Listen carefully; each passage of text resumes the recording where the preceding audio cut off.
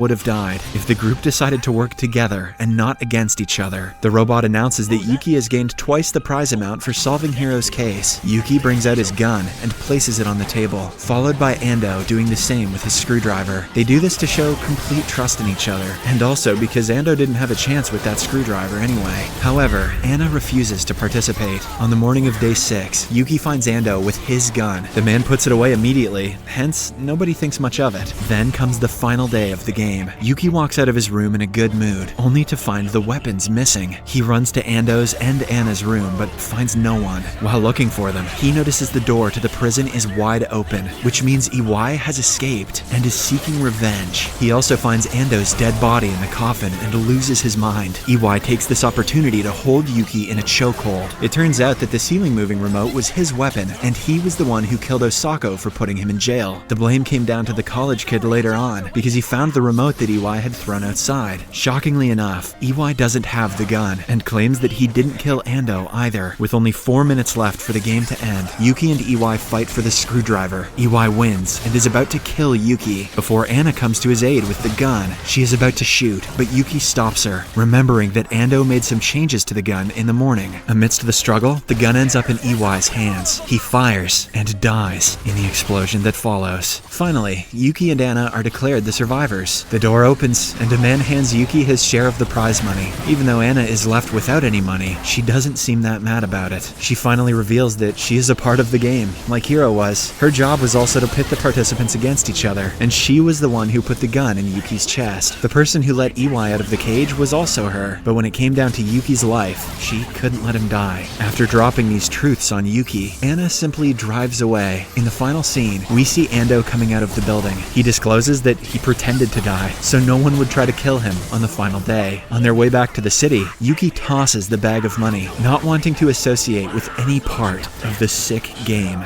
The top comment of this video is going to be about Among Us or Squid Game. Just calling that right now. Subscribe for more videos like this, turn on notifications, and leave a like to help the channel out. Thank you for watching.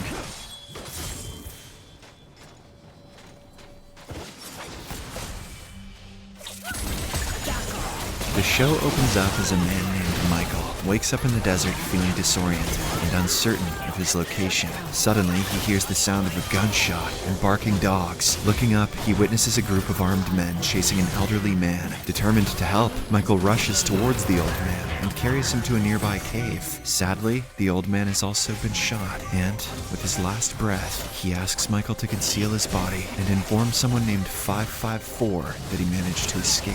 Although Michael doesn't comprehend the meaning behind the request, he proceeds to bury the body before embarking on his unknown journey. After walking for some time, Michael arrives in an unnamed village and hails a taxi, requesting to be taken to a train station. However, the driver named 147 appears confused and explains that his services are limited to local destinations. Unable to grasp the situation, Michael abruptly exits the moving cab and enters a crowded nightclub. There, he approaches a woman and seeks her assistance. But before they can engage in further conversation, the sound of barking dogs startles Michael, prompting him to flee. Outside, he coincidentally runs into the same cab, and this time, Michael instructs driver 147 to take him to 554. Surprisingly, the driver understands this and takes him to a young waitress at the Solar Cafe. Upon entering, Michael follows the old man's instructions and informs the waitress that he has successfully escaped. In response, the waitress identifies the old man as 93, but hesitates to disclose any additional information,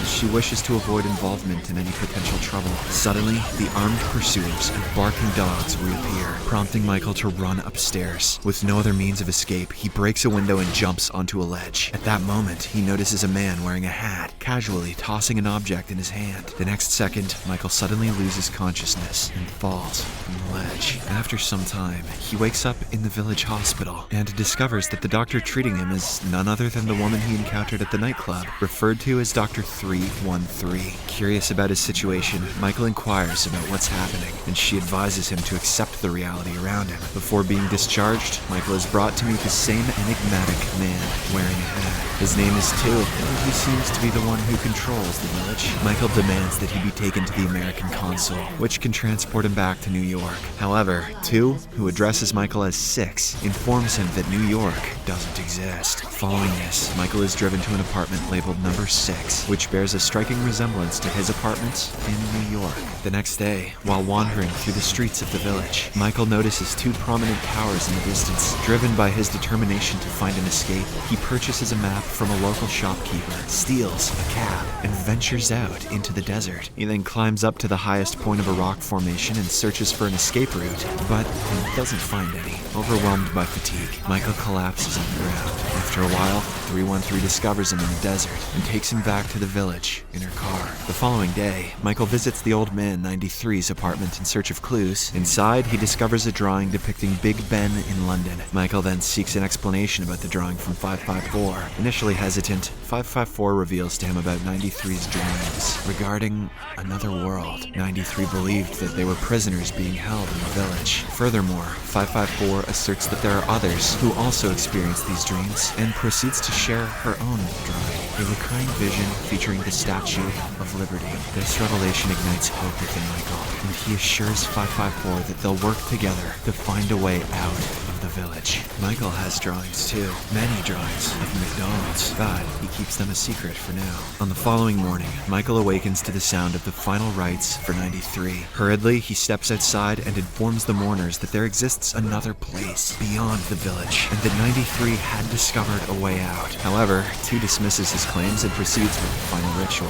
After this, Michael heads towards the Solar Cafe in search of 554. While outside the cafe, he notices an unidentified man listening to news of a gas explosion. Shortly after, a devastating explosion rocks the cafe, resulting in numerous deaths. Frantically searching for 554, Michael finds her on the brink of death. In her final moments, she instructs him to follow the towers. In the aftermath of this tragedy, Michael regains consciousness in the desert, where he had been lying unconscious. The sight of a seagull triggers a childhood memory of a beach trip with his brother. At that moment, a man named 16 awakens him and escorts him back to the village. They visit 2, who insists that 16 is Michael's brother. Despite Michael's denial, 16 presents a childhood photograph as evidence of their connection. Confused and unable to comprehend the situation, Michael gets angry and accuses 2 of trying to manipulate his mind. In the next scene, 16 takes Michael to his home, where his children joyfully welcome him. They call Michael Uncle 6, stealing Drake's nickname, Bold. 16's wife then prepares Michael's favorite meal, and the family enjoys an episode of a soap opera called Wonkers, set in the village. Later, in a private conversation, 16 manages to persuade Michael to consider attending therapy sessions. Meanwhile, 2, in his mansion, tending to his bedridden wife, he administers 3 different colored tablets to her, but the nature of these medications remains unknown. 2 has a son named 1112 who frequently spies on his father in an attempt to uncover the purpose behind those medicines. Elsewhere, Michael attends a therapy session conducted by a psychiatrist named 70, along with his alter ego, Shadow 70. During the session, Michael opens up about the seagulls he saw in the desert, triggering memories of a childhood beach trip with his brother. However, the therapist fails to grasp the meaning of seagulls and the beach. Realizing that therapy won't be of any help, Michael abruptly stands up and leaves. Shortly after his departure, 2 visits the therapist to inquire about 6's progress. 70 reports that, as expected, 6 shows resistance to therapy and remains preoccupied with thoughts of escaping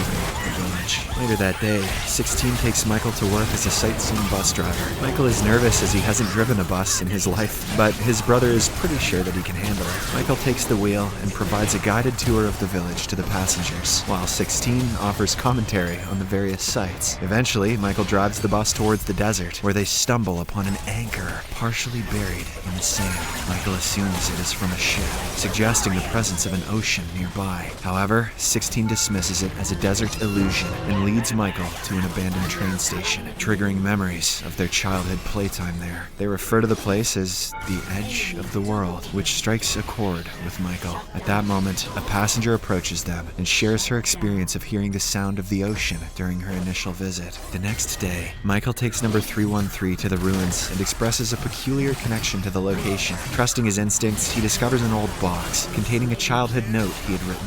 313 regards it as evidence of the village's reality, but Michael remains skeptical, considering that it might be a trick. Later that night, he has a vision of his time in New York City, where he encounters a woman named Lucy. In the a vision, Lucy approaches him to borrow his phone, and as they chat, Michael invites her to his place. While exchanging personal information, Michael reveals that he used to work as an analyst for a company called Sumacor, but resigned after noticing unusual changes in people. Here, we learn that Sumacor is experimenting with their new creation, a simulation village where people who are suffering from problems can live a peaceful and happy life. Upon hearing this, Lucy discloses that she also works for Sumacor and informs him that the company still has control over him. On another sunny day in the village, the tour bus makes a stop at Tu's mansion. Unexpectedly, both Tu and his son board the bus, making an announcement that a lucky family will be awarded a holiday trip to Escape Resort. The winner happens to be 16. As a result, 16, along with his family, including Michael, embark on the journey towards Escape Resort the following day. During the drive, Michael's gaze fixates on the towers, so he steers the bus in that direction. Suddenly, he experiences a jarring vision of the ocean, as well as Tu seated behind on the bus. After a brief moment, Michael snaps back to reality. With a confused mind, he apologizes to 16 for the way he's been acting and reluctantly accepts him as his brother. However, upon reaching Escape Resort, 16 reveals that he was forced into lying and that they're not brothers. He admits to being unsure of what Tu wants from 6, but it might relate to the so-called another world. Having shared this revelation, 16 becomes fearful of the consequences, but Michael reassures him that they'll soon find a means to escape the village. After their trip, Michael, 16, and the passenger from earlier venture out in search of the ocean. After walking for some time, they eventually come across its majestic presence. In a moment of elation, 16 rushes into the water. Michael tries to stop him, but it proves too late as a glowing rover attacks, causing 16 to drown. This incident triggers a sense of panic within Michael, prompting him to return to 16's home and deliver the devastating news of his demise. However, to Michael's bewilderment, the family appears unaffected by the tragedy. Unable to comprehend the situation, Michael begins to experience a mental breakdown. In the next scene, Michael once again finds himself lying in the desert, and this time he is approached by a guy named 909, who leads him back to Tu. The latter introduces 909 as an undercover agent and proposes that Michael collaborate with him to spy on other covert cells within the village. This way, Michael can reach other fellow dreamers, those who can still retain memories of the outside world.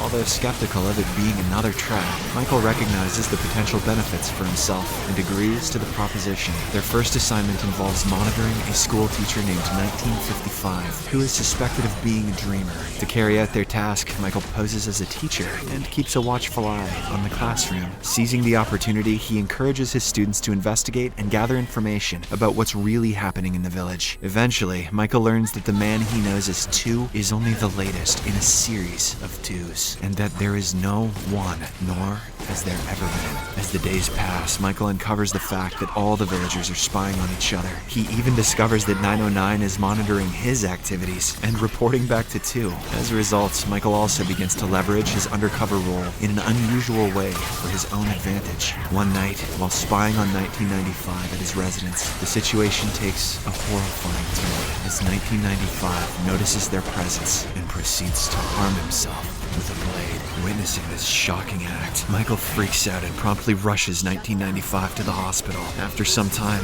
1995 regains consciousness and finds Michael by his side. Our protagonist inquires about the motive behind the self-inflicted harm and whether he fears anyone, but 1995 doesn't reply to anything. Meanwhile, 313 begins to sketch depictions of the outside world. One day, Michael meets up with her and asks if she possesses any knowledge regarding the outside world. However, she remains reluctant to disclose anything to him. Furthermore, she realizes that she should maintain distance from Michael, as she believes that those who become close to him tend to meet unfortunate fates. Left with no alternative, Michael secretly starts observing and monitoring her activities to ensure her safety. Unfortunately, this secrecy is short-lived, as an anonymous individual sends her photographs of Michael spying on her. This breaks her heart, as she didn't expect such activity from him. But little does she know that she is one of the targets whose life is in danger. The scene then cuts to Tu's mansion, where he administers his wife with a different medication, surprisingly reviving her from the coma. The couple engages in a brief conversation about the duration of her coma and about their son. Not long after, Tu once again renders his wife unconscious with a spiked glass of wine. Later that night, their son, 1112, covertly enters a bar to rendezvous with 909.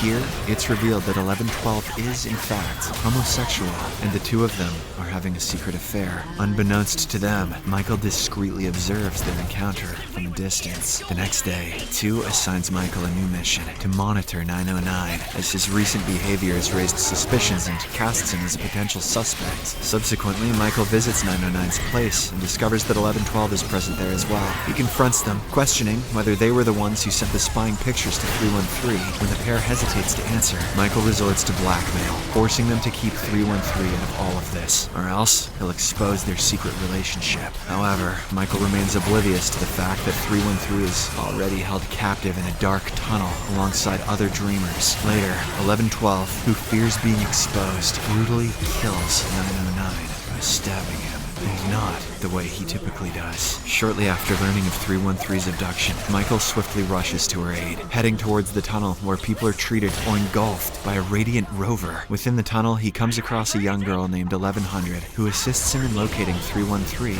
It's then revealed that 1100 is one of the students from the village school who had been spying on both 6 and 2. This is why she had also been locked up here. But luckily, the trio successfully navigates their way out of the tunnel. The scene then flashes back to the past, where Michael is conversing with Lucy. During their discussion, Lucy reveals that the people Michael observed undergoing unusual changes are the ones being transported to the village world. She further asserts that Michael himself is on the brink of experiencing the same fate. Offended by her words, Michael asks her to leave him alone. Before departing, Lucy writes her contact number on his table, urging him to reach out if he ever needs assistance. After some contemplation, Michael realizes that Lucy is the only person who can offer him help, prompting him to make a call. Surprisingly, the phone rings just outside his door. Upon checking, he discovers Lucy lying unconscious on the floor. He then helps her to get up and takes her back to his room. As she regains consciousness, the two end up getting sexy time for real. Back at the present, Michael awakens in his house only to discover a news announcement regarding his appointment with the Modern Love Bureau, where he will be matched with an ideal soulmate. Additionally, he finds an appointment card placed outside his door. Curious, Michael visits the bureau, where he is paired with a blind woman labeled as 415, who exactly resembles Lucy.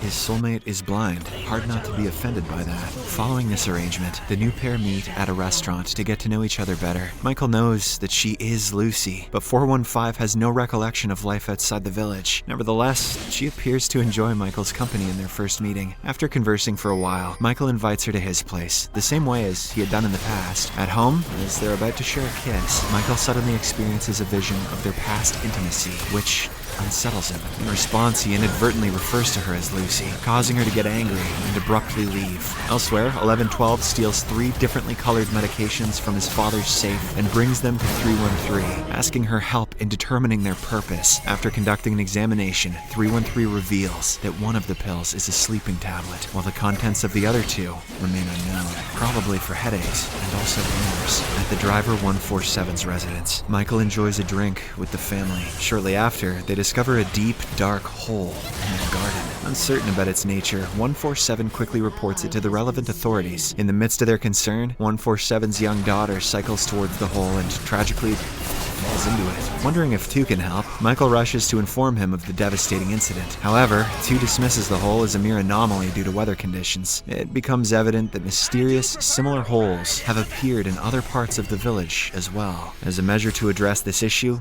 pigs are distributed to residents, as their breath is believed to stabilize the atmosphere. Okay, that was the moment. I don't know what the hell's going on in this show. Hole sniffing pigs? What? Later, Michael and 415 are brought to the clinic, where 313 is instructed to proceed with the process of genetic manipulation. 313 is hesitant as she has feelings for Michael, but she is forced to comply because 2 can punish her for being a dreamer. Here, it is revealed that new couples are formed via gene alteration, initially making them fall for each other. The scene then cuts to a wedding ceremony of Michael and 415. In an attempt to prevent the marriage from taking place, 313 approaches Michael and kisses him in front of everyone. This act shatters 415's heart, leading her to flee from the wedding venue. Michael follows her to console her, and during this, it suddenly dawns on him that 415 was simply pretending to be blind. No way she heard the kiss. Enraged, he presses her to reveal her true identity, and the latter finally confesses that she is Lucy. It turns out that Lucy is aware about the ongoing connection between the real